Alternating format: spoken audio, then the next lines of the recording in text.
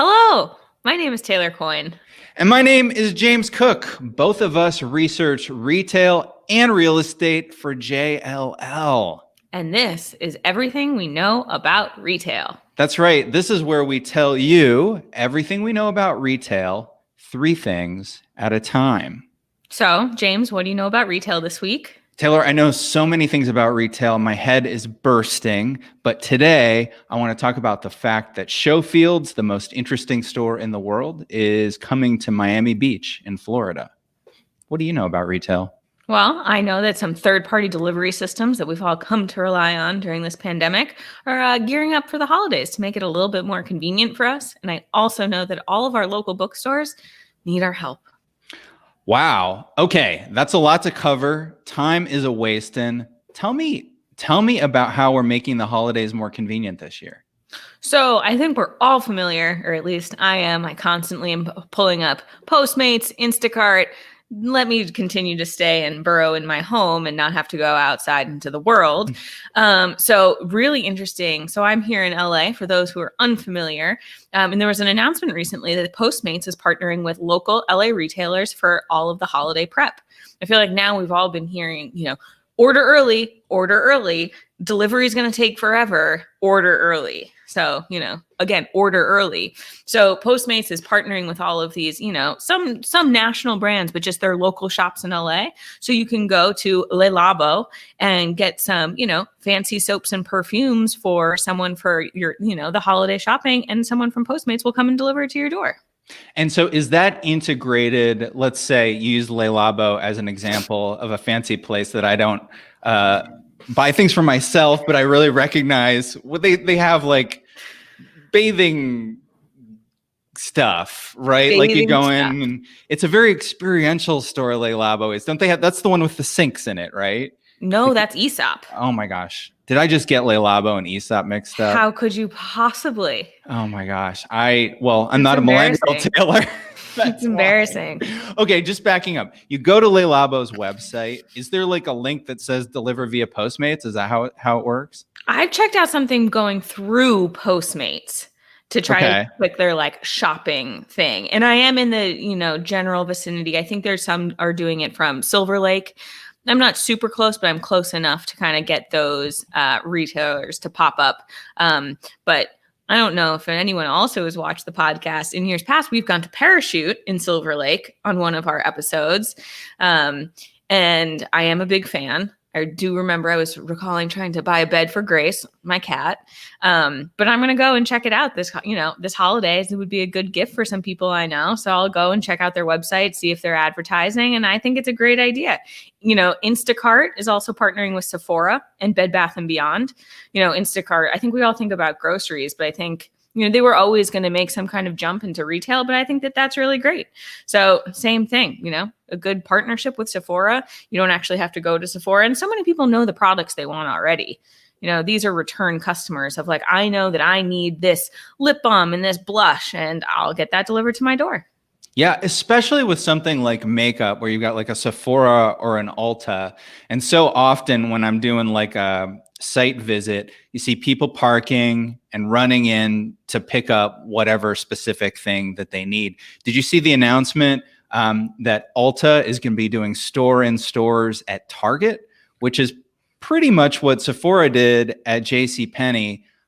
What do you think? I think that makes a lot of sense, personally. I think that's a great idea. And in recent years, Target has really upped up their beauty makeup game in general, with interesting partnerships on their own. You had some D2C brands selling directly through Target also. So I think that makes a lot of sense for Target. And if you've been into a renovated Target recently, they focus a lot on grocery also, but you've seen a ton of their makeup and cosmetic section. So I think that that is incredibly smart.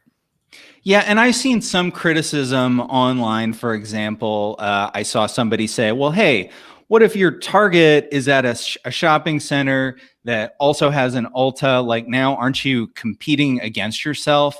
But again, these are store-in stores. So it's not like it's a full Ulta experience. So I think it makes a lot of sense. For sure. And then another retailer that I think this is really interesting, and one that I used to frequent pre-pandemic often, was Nordstrom Local. So that's their concept that they've been popping up, more in major cities, but you don't sell anything. You can ship to store, you can return, you can do alterations. And they're opening 2 more in Southern California in advance of the holidays this year, which I think is really smart. So, back when I used to go into the office in downtown LA, I thought it was great. I also started doing Rent the Runway, and you could return your items at Nordstrom Local. You could do a lot of things. So I think that makes a lot of sense for that. So for our viewers, let's unpack that a little bit. Rent the Runway is where you're renting clothing instead of buying it, and you're renting it through the mail. Yeah. And then instead of having to mail it back, now you go to this Nordstrom Local location, which is a very tiny store. Like Nordstrom Locals, what are they, like a few thousand square feet at most? Like the one in downtown, I think, is maybe 2,000 to 3,000 square feet. Gotcha.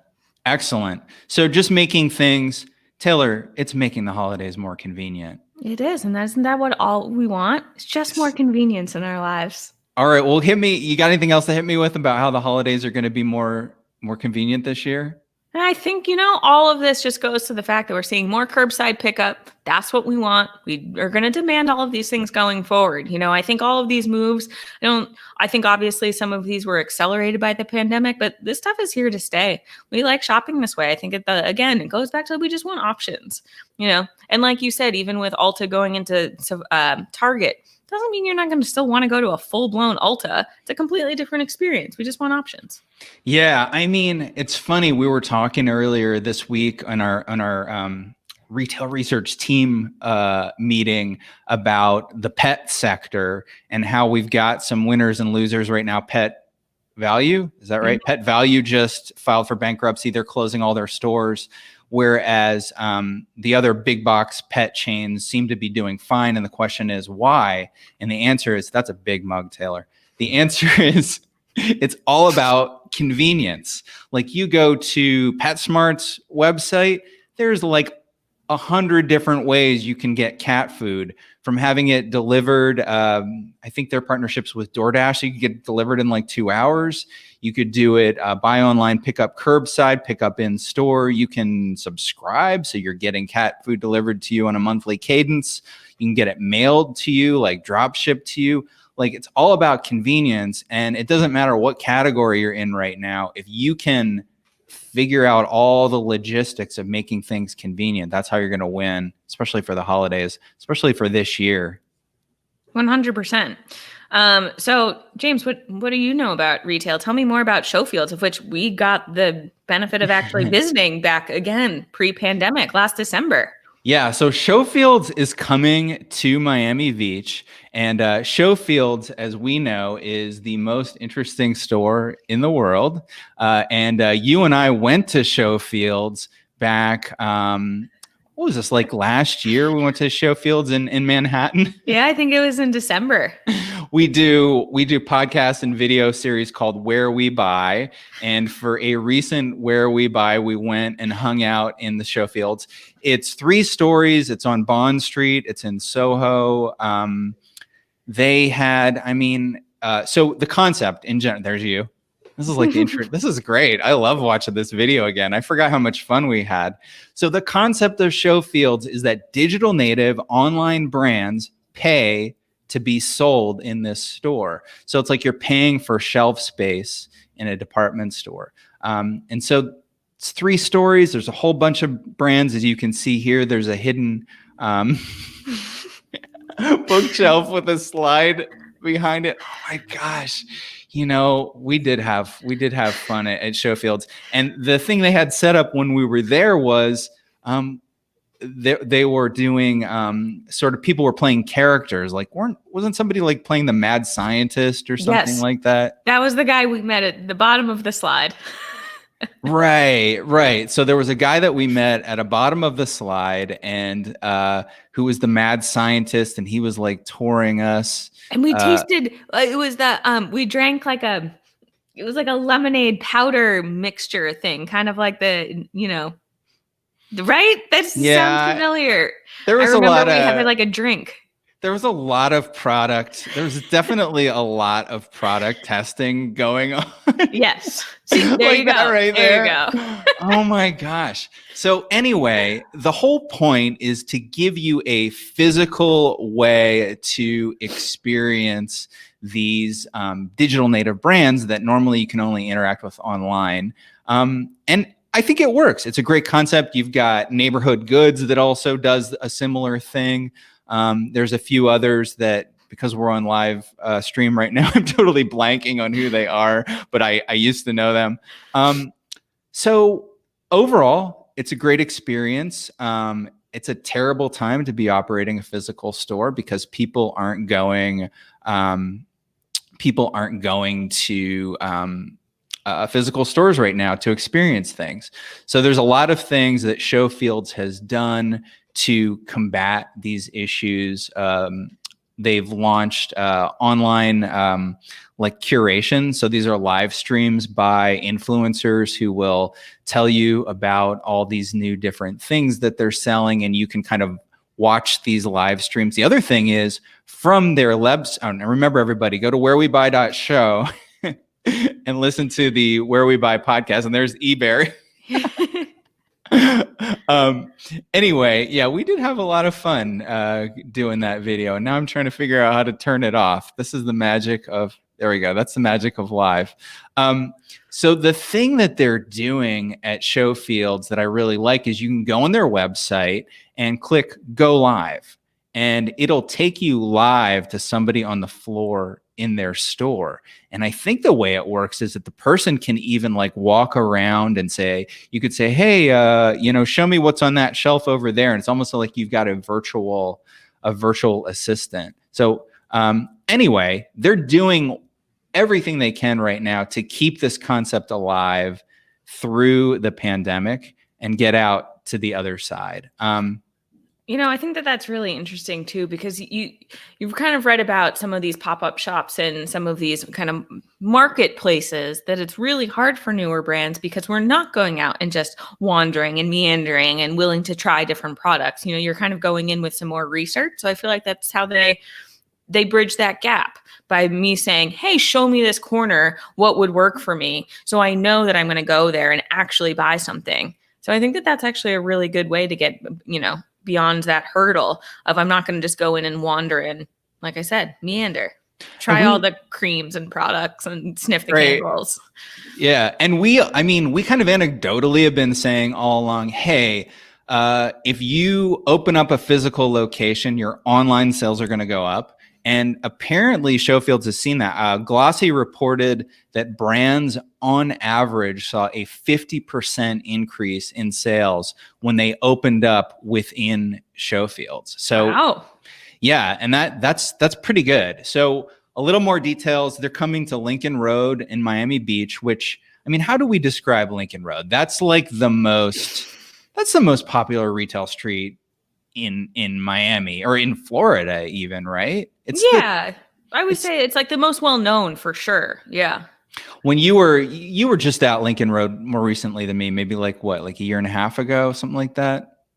What's time, James? It has no meaning. At some point in the not too distant past, you were at Lincoln Road. Accurate. What was your take? What was going on? There's kind of this, what's the flavor of it? What kind of retailer am I going to expect to see on a Lincoln Road where all the tourists are going to shop? Yep. So I'm going to make a comparison to LA. It very much reminds me of a 3rd Street Promenade because it is a pedestrian paseo. So there are no cars. So it really is a really great, walking experience. Lincoln Road had also had some trouble in the past couple of years with some rising vacancy, I think just because rents were just so high because it was such a popular tourist destination. But we reported in last year's City Retail, which is our annual report on our prime urban retail corridors, that the city and various bids were working together kind of give Lincoln Road a little bit of a makeover. So I think it's part of this transformation. And no matter what, it's still still one of the most well-known streets in the United States. So there's always going to have that cachet. It's always going to be one of, a really important place for brands to go. But there are a lot of brands that you do recognize. There's like the Banana Republic. There's a Gap, a J. Crew, a Madewell. And then you have some of the higher ends too. But it's nothing, I think this is a really great addition to that street, especially once tourism does go back. That's a great draw for people. I remember whenever you visited Lincoln Road, and you'd gone during the daytime, and you kind of reported and said, it's nice, but there's not a whole lot going on. And then we talked to people who live and work in that market, and they're like, go back at night. Right. I went before noon. And they were like, oh yeah, that's way too early. That's not the Miami scene. The Miami scene starts way later. Like if you go near happy hour, you're going to get a lot more people walking around. People have already gone to the beach. They're hanging out. They're shopping. What I did like about Lincoln Road too was that the restaurants are allowed to sit in the middle. So it's not even just that you're crowded. You're really using the entire stretch of the street, which was really cool and really cool to see. Yeah, that, it's probably, I don't know, it's probably been 7 years since I've been, wow. It's been that long, at least 5 years since I've been to Lincoln Road. But when I was there, I was staying in Miami Beach, and at nighttime, it was off the hook. No doubt about it. So that's why you, as a brand like a Showfields, want to be there. The Real Deal reported they're going into about 14,000 square feet, which is the same size as what they've got in New York. So that's pretty big. It's over multiple stories. So Taylor, guess what they're doing at the new Showfields that they have not done in New York? Okay, I'm going to have to assume it's going to be something slide related, but I'm wondering if it's a fire pole. I don't know about that. That's a good one. But think hipster universe. What are you going to do to attract a hipster to your store? Coffee. Okay. A bar? Yes. But they're calling Taylor. It's not a bar. It's called a speakeasy. Okay? Oh, of course. Because there's probably some hidden door to get into it, and you have to say like Walt sent me to get in. So speakeasy. They're doing a theater, which they do shows in New York, but I don't think they had a theater per se. But that's right. They had the concert space on the roof. That's right. Yeah. Concert. Concert. There's a record shop area. I think they were doing a concert in. Wasn't Ben Folds going to play the day we were there? Yes. I mean, Ben. They were setting up for it or something like that. And also very good memory. But yes, that was exactly what happened. Yeah. Okay. Well, anyway, I'm going to give you one last chance to guess. What is the hipsterish thing that they're going to be doing at the new Showfields? So wait, it's not the speakeasy? That's part of it, but let's go even deeper. While you're thinking, I'll also say they're adding in new food and beverage. So they're going to have indoor and outdoor dining. Tattoos. How'd you guess it? Did you Google it?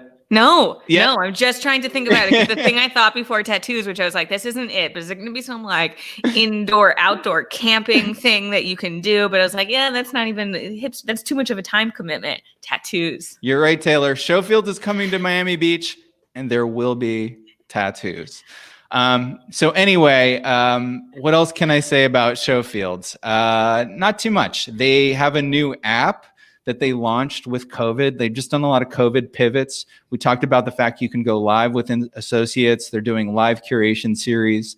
They've got an app. So when you do go to the store, you don't have to physically touch anybody. You can do self-checkout. You're basically scanning something with your phone. Something I want to do all of the time. I know, right? No matter what. I mean, if anything good comes out of COVID-19, it's going to be the fact that a lot of companies are spending more money on technology that reduces the friction. Because, oh man, checking out, no fun. So Taylor, what else do you know about retail? So we're going to be pivoting a little bit from tattoos and talking about your local bookstore. Oh, nice. I love my local bookstore. So you better shop there and you better spend a lot of money before the holidays. So I think as book sales have done well since the pandemic, right? We're all stuck at home. However, that really benefited, no surprise, online booksellers. And of course, some of your local bookstores sell online too, but it has been rough for them. According to the American Booksellers Association, the ABA for those in the know. 35, and this was in October, so this is already a little outdated, but 35 member bookstores have closed during the pandemic, with roughly one store closing each week. And then they also said that 20% of independent bookstores across the country are in danger of closing. None of this is good news. I find this very depressing. But it also kind of makes sense. Think about it. Like the reason that, and also anyone who doesn't love their local bookstore is a monster. Oh, yeah. There is nothing more, I was going to say there's nothing more American, but I don't know about that. But maybe not, but charming. There's nothing more charming and lovely than your local bookstore. Right. Yeah. Yeah, go ahead. So, but you know, because of that though, you got to think about why you go there. It's to browse, it's to spend time, it's to pick up many books, it's to like talk to the people who work there and say, hey, what was the best book you read recently? And it was to spend time, you know, just meandering is my word of the day apparently on this live video. But you know, so that's just contrary to what we're supposed to be doing during this pandemic. The Strand, I guess one, you know, probably the most famous bookstore in New York, about a month or two ago, basically had a call to action on social media because their revenue is down 70% year over year. And they were like, well, this is it. We're not going to make it. So the owner of the bookstore said on social media, was very honest, said how much the revenue was down. It was like, we will not make it if you don't come and support us. And it's pretty insane on how many people responded. So a single day record of 10,000 online orders. The website crashed. And that day was the best single day in the month of October that the flagship store in Union Square had ever had. And the best day ever at their Upper West Side branch location, which opened earlier this year. In the 48 hours after that, you know, social media plea went out, the store processed 25,000 online orders, compared with 600 in a typical 2-day period. So that's wonderful and heartwarming. And you read the article and you see huge long lines outside of the store, of which if I were in New York, I absolutely would have responded. I would have gone, stood in line like everyone else. What I think is sad, though, is that, you know, that's really phenomenal, but it also has to be consistent. You know, just those couple of days of really great business, you know, it needs to stay somewhat consistent for the next few months to however long this lasts, especially as we're going into the holidays and they rely so much on, you know, holiday spending. So, you know, especially those big bookstores too, like the Strand, like Powell's. In LA, Vroman's is one in Pasadena, which I'll have to share my own personal little story about. But these bookstores, you know, they have a lot of staff. A lot of these had to lay off a lot of people, and they rely on readings and in-store events to get people to come in, whether they pay for that event, but then also they're there. They're going to grab a drink at their cafe, and then they're going to meander around the store and buy all of the books. So, you know, that's just not happening. So, but we are seeing a lot of these bookstores. Again, Vroman's did the same thing. So Vroman's is the oldest bookstore in Southern California. It's in Pasadena. It's about a 10-minute drive from me. And they had a huge call to action too that said, we're not going to make it. Please come. And they did. People placed a ton of online orders and people have been going in. I think traffic's picked up a little bit. They haven't talked about it as much. But I certainly have tried to make an effort to go and make sure that I'm, you know, buying books from there. But, you know, it's tough. Inventory has been tough too. You know, I didn't think about this, but in the beginning of the year, they didn't really know what was selling. You know, I think the booksellers rely a ton on what hardcover books are being sold. So they know what soft or paperback orders to place for whenever the time span between those comes out. But they just didn't have that data. So they just didn't even know what books to order. So it's been a tough time. So truly, if Keisha, the person who's listening live, go to your local bookstore. Our biggest fan, Keisha. Well, I remember, I'm going to say about a year ago, I interviewed, and I think his name is Len, but he's the owner and operator of the Tattered Cover chain of bookstores in Denver, which is fantastic. And he was just telling me all about it's all about the experience right now. And it's all about doing book clubs, events, speaking events, all that engagement not going on right now. What I have noticed is a lot of them are trying to do virtual events that are connected and organized by the bookstores. But I don't know. I think it remains to be seen Yeah. as how successful that is. I don't think I mean, I think, some people are going to go on and support and do it, but it's not going to be the same because also, even if you do, so say that costs money and I pay to go and do it, I'm still, again, I'm not walking around and buying, I'm such a sucker. Can't go into a bookstore without buying more things than I need.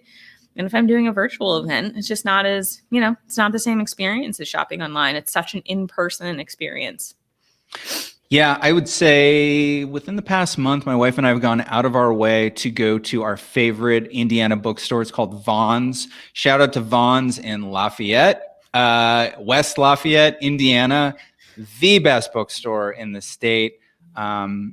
So cool. And, it's in a college town. It's where Purdue University is. And, I love going to bookstores because the people who work there usually actually read books, and you can have a genuine conversation about some really esoteric topics, which is kind of great. That's why you go to interact with real human beings, right? Yeah, for sure. It's really nice. And then, I went recently to Vroman's. A good friend of mine just defended her dissertation. So she just became a PhD. And so I wanted to go and get her a little gift. Her and her partner are heading to Sweden for 2 years, which is a whole nother thing, which just sounds amazing. But anyway, I was there and I was walking around the kids section because I was like, oh, I want to get some, good ideas for my nephews for Christmas. And some woman came in and was just like, so I'm looking for a book. There's a panda in it. And I think there's some kind of science-y aspect of it. And she was like, oh, are you talking about like... And she knew what it was. Yeah, magical Fred's like wonderful experience. And she's like, yes, that's it. So it's just, again, that, really fun, unique experience that you get at the store. Yeah. And yeah, absolutely. You can't... If you know like some very esoteric facts that you're trying to find in a book, like something really random, you can't even necessarily Google for that. Like you need a human being to, especially like what Google also doesn't do a good job of is it telling you this is the good book on the topic. There's like all these books on a topic, but this is the one really good one. And I know either because one, I've read it, or two, I've sold it to people who've come back and tell me how much they like it. And a lot of times it's tough to find really good opinions like that online. There's just like too much information. Yeah. So what's the best bookstore in LA?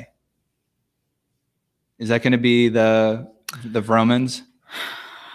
Oh, they're also unique. So the last bookstore in downtown LA. That's the one I like. Yeah. Is probably the most famous, and is really wonderful.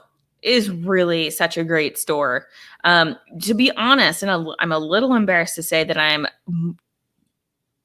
was not super familiar with Vroman's prior to not that long ago. I don't know why. It was a mistake on my behalf because it's huge. Again, the last bookstore is also a really big one. But Vroman's is also, 20,000 square feet. Multiple, 2 floors. That's a big bookstore, yeah. Oh, yeah. They've got like a jewelry section, a fine pen section, calligraphy. It's more than just your bookstore. Whereas the last bookstore is really mostly just filled with books. Again, not like Vroman's isn't, but it's just, just massive. But yeah, those two. Those are the two biggest, most well-known ones in LA, I think. And that's really, you point to a good point there that as a bookstore, in order to adapt, you've got to sell book-related things like Kurt Vonnegut tote bags and jewelry and anything that you think that a book lover would also, want to buy. Yeah, totally. Like when I was at Vroman's recently, they are decked out for the holidays too.